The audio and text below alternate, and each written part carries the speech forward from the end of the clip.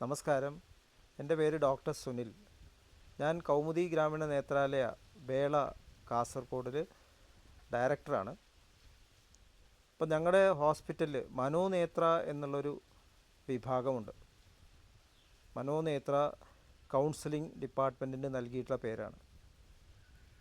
ഇപ്പം എന്താണ് മനോനേത്ര എന്നുള്ള പേരിൻ്റെ അർത്ഥം? ഹരിനാമ കീർത്തനത്തിൽ തുഞ്ചത്ത് എഴുത്തച്ഛൻ പറയുന്നുണ്ട്, കണ്ണിനു കണ്ണ് മനവാകുന്ന കണ്ണ്, അതിനും കണ്ണായിടുന്ന പൊരുൾ ആണ് ഭഗവാൻ എന്ന് പറയുന്നത്. അപ്പോൾ കണ്ണിൻ്റെ കണ്ണ് മനസ്സാണ്. നമ്മൾ കണ്ണ് എന്ന് പറയുമ്പോൾ ഈ പുറമേ കാണുന്ന ഈ കാഴ്ച തരുന്ന ഈ ഒരു അവയവം, അതാണ് നമ്മൾ കണ്ണ് എന്ന് മനസ്സിലാക്കുന്നത്. ഇപ്പോൾ കണ്ണിലാണോ നമ്മൾ കാണുന്നത്? തീർച്ചയായിട്ടുമല്ല. കണ്ണിലെ കൃഷ്ണമണികളിലൂടെ വെളിച്ചം കടന്ന് കണ്ണിൻ്റെ നേത്രപടലത്തിൽ വീഴുന്നു, അത് തലച്ചോറിലേക്ക് പോകുന്നു എന്ന് നമ്മൾ പഠിച്ചിട്ടുണ്ട്. ഇലക്ട്രിക് സിഗ്നൽസ് ആയിട്ട് പോകുന്നു. പക്ഷെ അവിടെ ഒന്നും പിന്നെ പിക്ചറിൻ്റെ റെക്കോർഡിംഗ് ഇല്ല. ബ്രെയിൻ നോക്കിയാലും അവിടെ പിക്ചറിൻ്റെ റെക്കോർഡിംഗ് ഇല്ല. അപ്പോൾ എവിടെയാണ് ഈ പിക്ചർ നമുക്ക് കാണാൻ സാധിക്കുന്നത്? ഇത്രയും ചെറിയ കണ്ണുകളിലൂടെ എത്ര വലിയ വിശാലമായിട്ടുള്ള ഒരു പ്രപഞ്ചമാണ് നമ്മൾ കാണുന്നത്. അത് തന്നെ ഉടനെ തന്നെ റെക്കഗ്നൈസ് ചെയ്യുന്നു. നമ്മൾ കണ്ണിലൂടെ നോക്കുമ്പോൾ തന്നെ മനസ്സിലാവുന്നു, ഇത് ചെടിയാണ്, ഇത് മരമാണ്, ഇത് മൃഗമാണ്, ഇത് എൻ്റെ ഫ്രണ്ടാണ് എന്നൊക്കെ മനസ്സിലാവുന്നു.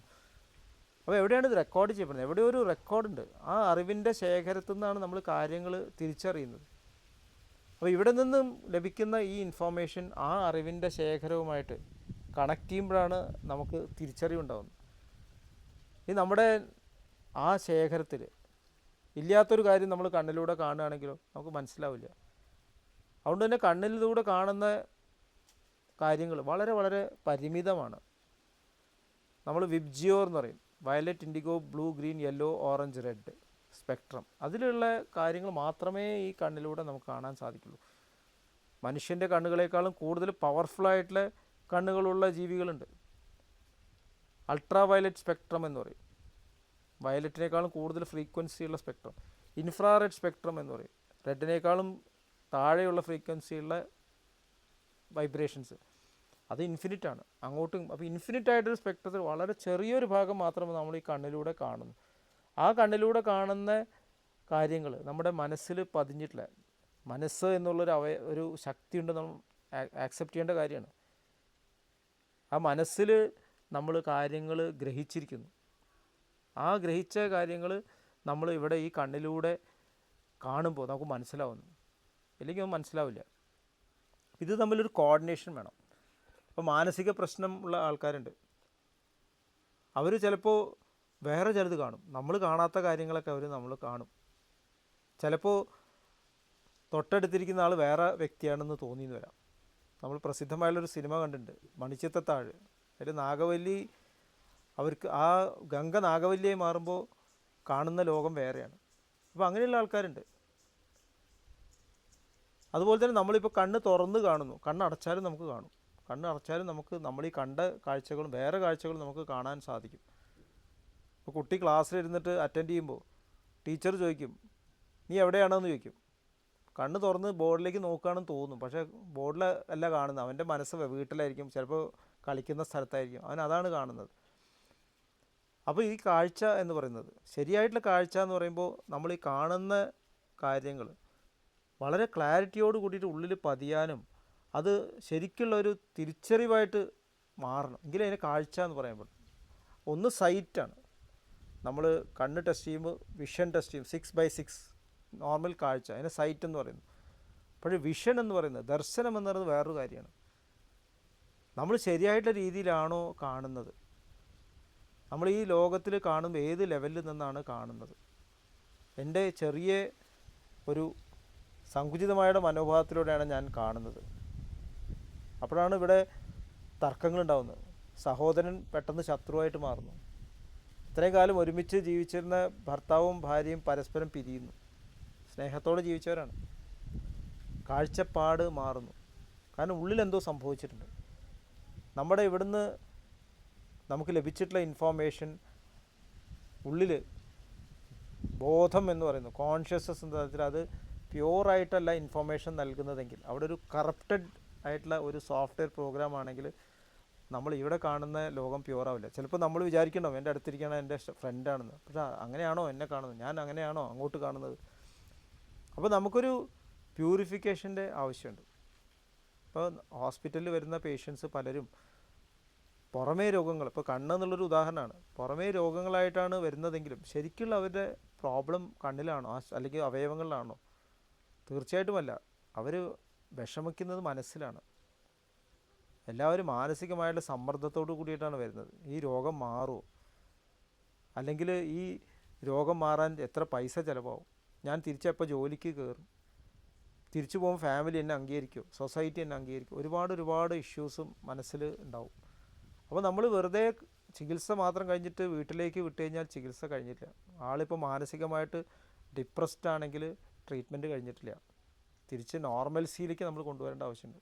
ഒരു രോഗിയെ ചികിത്സിക്കുക എന്നുള്ള ശാരീരികമായ ചികിത്സ മാത്രമല്ല, മനസ്സിൽ ഒരു പോസിറ്റിവിറ്റി കൊണ്ടുവന്ന്, ഒരു പ്രത്യാശ കൊണ്ടുവന്ന് അവരെ ജീവിതത്തിലേക്ക് നോർമൽസിയിലേക്ക് കൊണ്ടുവരാൻ നമ്മൾ പാർട്ടിസിപ്പേറ്റ് ചെയ്യണം. ഇതും ഹോസ്പിറ്റലിൽ ഒരു ധർമ്മമാണ്. നിങ്ങളുടെ ട്രീറ്റ്മെൻറ്റ് കഴിഞ്ഞ് നിങ്ങൾ വീട്ടിലേക്ക് പോയിക്കോളൂ എന്ന് പറഞ്ഞാൽ ട്രീറ്റ്മെൻറ്റ് അവസാനിച്ചില്ല. പലരും ഈ ട്രീറ്റ്മെൻറ്റ് കഴിഞ്ഞിട്ട് പിന്നെ വിഷമിച്ച് ജീവിക്കുന്നവരുണ്ട്. പല രോഗങ്ങളുണ്ട്, മാറിയാലും പിന്നെയും മനസ്സിൽ നിന്ന് അതിൻ്റെ വിഷമം മാറിയിട്ടില്ല. സ്ട്രെസ്സാണ്. ഇപ്പോൾ കണ്ണിൽ തന്നെ ഗ്ലോക്കോമ എന്നുള്ള അസുഖങ്ങളൊക്കെ, ഡയബറ്റിക് റെറ്റിനോപ്പതി എന്നുള്ള അസുഖമുണ്ട്, പൂർണ്ണമായിട്ട് മാറില്ല. അപ്പോൾ അവർ ജോലിയിലേക്ക് തിരിച്ചു പോകുന്നില്ല, അവർ ഉത്തരവാദിത്തങ്ങളൊന്നും നമുക്ക് ചെയ്യാൻ പറ്റുന്നില്ല, ആ ഒരു സ്ഥിതിയിലേക്ക് പോകുന്നു. അതുപോലെ തന്നെ കുട്ടികളുടെ ഇടയിലും മാനസികമായിട്ടുള്ള സമ്മർദ്ദം, അവർ ചിലപ്പോൾ ഇല്ലാത്ത അസുഖങ്ങൾ ഉണ്ടെന്ന് പ്രകടിപ്പിക്കാൻ ശ്രമിക്കുന്നു. നമ്മൾ ഹിസ്റ്റീരിയ, മാലിങ്കറിങ് എന്നൊക്കെ കേട്ടിട്ടുണ്ട്. രോഗമില്ല, പക്ഷേ തലവേദനയാണ്, കണ്ണുവേദനയാണ്, കണ്ണിൽ വെള്ളം വരുന്നു, കാഴ്ച കുറവാണ് എന്ന് പറഞ്ഞിട്ട് വരുന്നു. നമ്മൾ നോക്കുമ്പോൾ ഒന്നുമില്ല. നമ്മൾ അങ്ങനെയുള്ള അസുഖങ്ങൾക്ക് വെറും പ്ലാസിബോ എന്ന് പറഞ്ഞാൽ എന്തെങ്കിലും മരുന്ന് കൊടുത്തിട്ട് പറഞ്ഞു വിടുകയാണ്, സാരമില്ല എന്ന് പറഞ്ഞ്. പക്ഷേ എന്തായിരുന്നു അവരുടെ പുറകിലുള്ള വിഷമം, അത് നമ്മൾ കണ്ടെത്തുന്നില്ല. അതുകൂടി ട്രീറ്റ് ചെയ്താലല്ലേ ചികിത്സ കംപ്ലീറ്റ് ആവുള്ളൂ. കാരണം ആ കുട്ടിയെ അല്ലെങ്കിൽ ആ വ്യക്തിയെ ശരിയായിട്ടുള്ള നോർമൽസിയിൽ കൊണ്ടുവരിക എന്നുള്ളത് ഹോസ്പിറ്റലിലെ ധർമ്മമല്ലേ? ഇത് നമ്മൾ ചിന്തിക്കേണ്ട ഒരു കാര്യമാണ്. അപ്പോൾ ഈ തരത്തിലുള്ള മെഡിക്കേഷൻസ് നമ്മൾ മരുന്ന് കൊടുക്കുന്നതിനോടൊപ്പം തന്നെ നമ്മൾ നൽകേണ്ടത് പോസിറ്റീവ് സിഗ്നൽസാണ്. അപ്പോൾ അതിന് ചികിത്സ ചെയ്യുന്ന ഡോക്ടറും ആ സ്ഥാപനവും വളരെ ഹൈ ലെവലിലുള്ള കമ്പാഷനിലേക്ക് ഉയരണം. ആന്തരികമായിട്ട് അവർക്ക് ആ വരുന്ന വ്യക്തികൾക്ക് നന്മ വേണം എന്നുള്ളൊരു ബോധം വേണം. അപ്പോൾ അവിടെയാണ് സ്പിരിച്വാലിറ്റിയുടെ പ്രാധാന്യം വരുന്നത്. ഓരോ ഹോസ്പിറ്റലിലും വർക്ക് ചെയ്യുന്ന ആൾക്കാർ, പ്രവർത്തിക്കുന്ന ആൾക്കാർ, വരുന്ന ആൾക്കാരെ കാണേണ്ടത് എങ്ങനെയാണ്? അവരുടെ സ്വന്തം ആൾക്കാരെ പോലെ. അവർ തിരിച്ച് നോർമലായിട്ടുള്ള ജീവിതത്തിലേക്ക് കൊണ്ടുവരണം. അപ്പോൾ നമ്മൾ കൊടുക്കേണ്ടത് കമ്പാഷനായിട്ട്. വരുന്നത് പലതുമായിട്ടാകും, പക്ഷേ പോകുമ്പോഴേക്കും അവർ സന്തോഷമായിട്ട് ചിരിച്ചുകൊണ്ട് പോകണം. അതിന് വേറൊരു സയൻറ്റിഫിക്കായിട്ടൊരു തെളിവ് കൂടിയുണ്ട്. ഈ തരത്തിലുള്ള പോസിറ്റീവ് ഹോർമോൺസിനെ, ഓക്സിറ്റോസിൻ, ഡോപ്പമിൻ, സെറോട്ടോണിൻ, മെലട്ടോണിൻ, ഈ തരത്തിൽ ഹോർമോൺസ് റിലീസ് ചെയ്യുന്നു. അത് ഹീലിംഗ് മെക്കാനിസത്തെ സഹായിക്കുന്നു എന്നും തെളിയിച്ചിട്ടുണ്ട്. ഇപ്പോൾ നെഗറ്റീവായിട്ടുള്ള ചിന്തയാണെങ്കിലോ സ്റ്റീറോയിഡ്സും അഡ്രിനാലിൻ അസുഖങ്ങൾ വർദ്ധിപ്പിക്കുന്ന സ്ട്രെസ് ഹോർമോൺസ് ഉണ്ടാക്കുന്നു. ഇപ്പോൾ ബി പി കുറയുന്നതിന് പകരം ബി പി കൂടുന്നു, മരുന്നിൻ്റെ അളവ് കൂടിക്കൊണ്ടേയിരിക്കുന്നു. പക്ഷേ പേഷ്യൻ്റ് രോഗം മാറുന്നില്ല. അപ്പോൾ പല തരത്തിലും ഈ ഒരു പോസിറ്റീവ് സമീപനം ഹെൽപ്പ് ചെയ്യും. ഹീലിംഗ് മെക്കാനിസത്തെ ഹെൽപ്പ് ചെയ്യുന്നു, ഇമ്മ്യൂൺ മെക്കാനിസം, പ്രതിരോധ ശക്തിയെ ഹെൽപ്പ് ചെയ്യുന്നു എന്നും തെളിയിച്ചിട്ടുണ്ട്.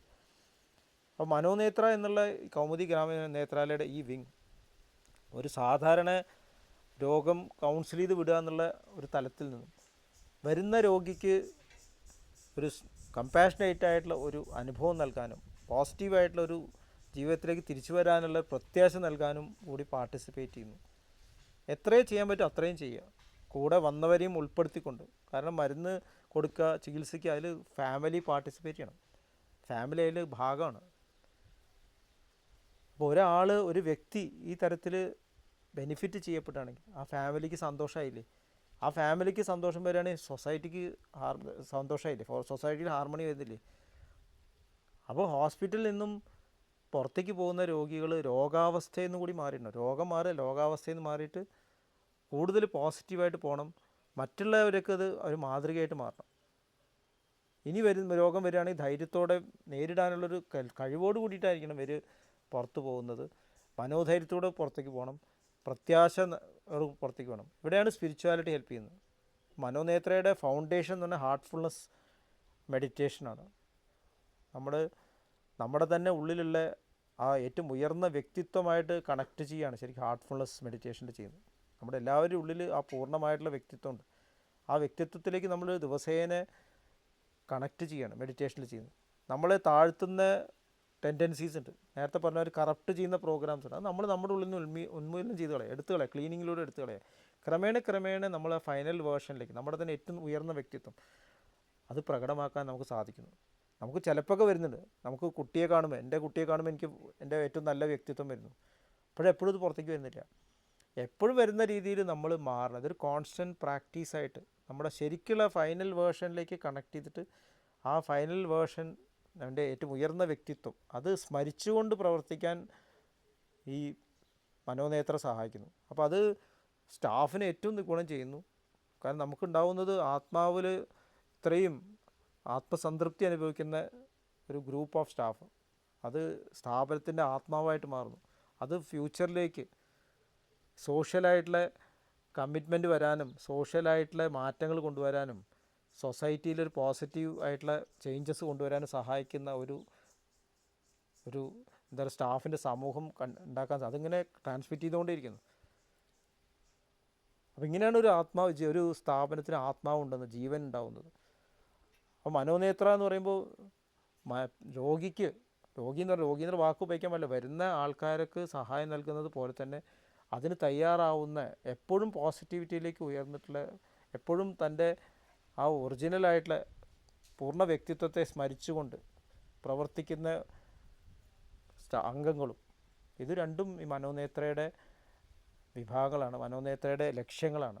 അപ്പോൾ ഹാർട്ട്ഫുൾനെസ് മെഡിറ്റേഷൻ ഇതിന് അടിസ്ഥാനപരമായിട്ടുള്ള ഫൗണ്ടേഷനാണ്. അപ്പോൾ ഇതോടൊപ്പം തന്നെ ഹാർട്ട്ഫുൾനെസ് മെഡിറ്റേഷൻ സിസ്റ്റത്തിലേക്ക് എല്ലാവരും സ്വാഗതം ചെയ്യുന്നു. കൗമുദി ഗ്രാമീണ നേത്രാലയ വേള ഹാർട്ട്ഫുൾനെസ് മെഡിറ്റേഷൻ്റെ കാസർഗോഡിലുള്ള സെൻറ്ററാണ്. നമുക്കിവിടെ അതിനുള്ള സൗകര്യങ്ങളുണ്ട്. അപ്പോൾ അതും എല്ലാവരും സ്വീകരിക്കണം എന്ന് അഭ്യർത്ഥനയോട് കൂടിയിട്ട് ഈ മനോനേത്ര എന്നുള്ള ഈ ഒരു കൗൺസിലിംഗ് പദ്ധതി അത് എല്ലാ സ്ഥാപനങ്ങളിലേക്കും സ്പ്രെഡ് ചെയ്യാൻ, വികസിക്കാൻ സാധിക്കുമാറാകട്ടെ എന്ന് പ്രാർത്ഥിച്ചുകൊണ്ട് നിർത്തുന്നു.